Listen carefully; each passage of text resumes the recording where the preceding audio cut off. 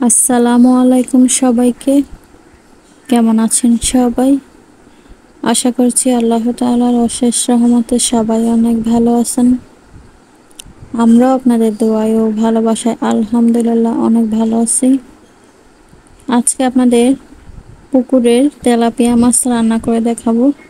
আশা করছি সম্পূর্ণ ভিডিওটি আপনারা দেখবেন।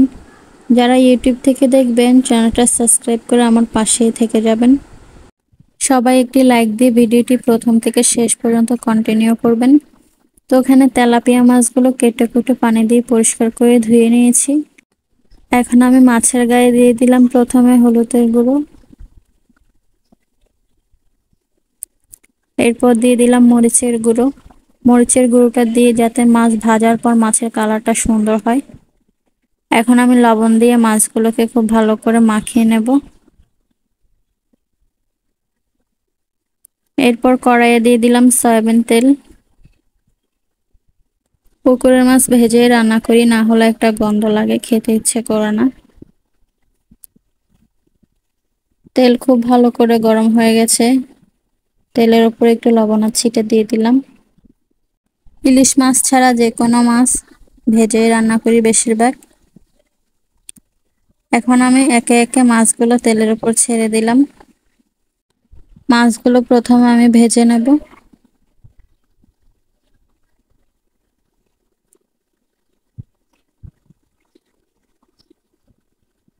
এক পাশ হয়ে গেছে, কিছুক্ষণ পর মাছের পিসগুলো একবার আমি উল্টিয়ে দেব।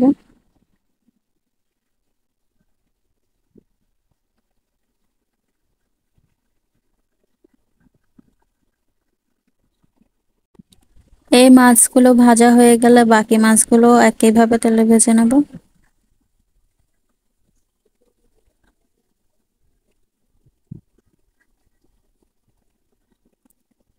মাছগুলো ভাজা হয়ে গেছে, এইবার আমি রান্না করব। তো সাথেই থাকুন কিভাবে রান্না করি। রান্নার জন্য কড়াইয়ে দিয়ে দিলাম সয়াবিন তেল। তেল খুব ভালো করে গরম হয়ে গেছে। এরপর দিয়ে দিলাম পেঁয়াজ কুচি।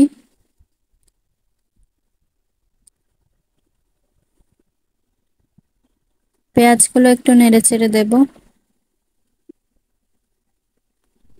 পেঁয়াজগুলো বাদামি রং হওয়ার পর একে একে দিয়ে দিলাম টমেটো কুচি। টমেটোগুলো একটু নেড়ে চেড়ে দেব।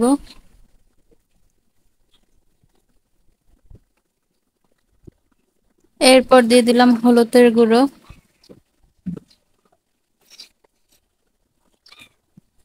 মরিচের গুঁড়ো,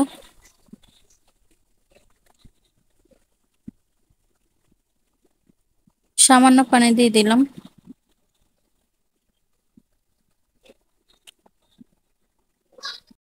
ধনিয়ার গুঁড়ো, আদা বাটা, রসুন বাটা।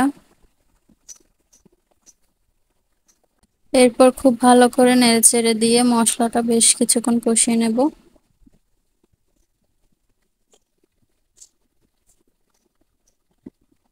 মশলা বেশ কিছুক্ষণ কষানোর পর ঝোলের পানি দিয়েছিলাম।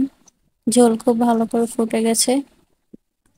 অফ ক্যামেরায় লবণ দিয়েছিলাম, লবণ একটু কম হয়ে গেছে, আরেকবার দিয়ে দিলাম। এখন ভেজে রাখা তেলাপিয়া মাছগুলো একে একে দিয়ে দিলাম।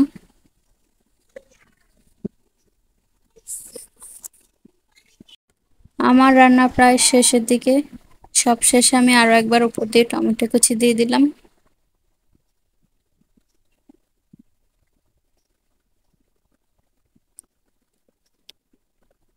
এখন আমি ধনেপাতা কুচি দিয়ে আর 5 মিনিট রেখে নামিয়ে পরিবেশন করে নেব।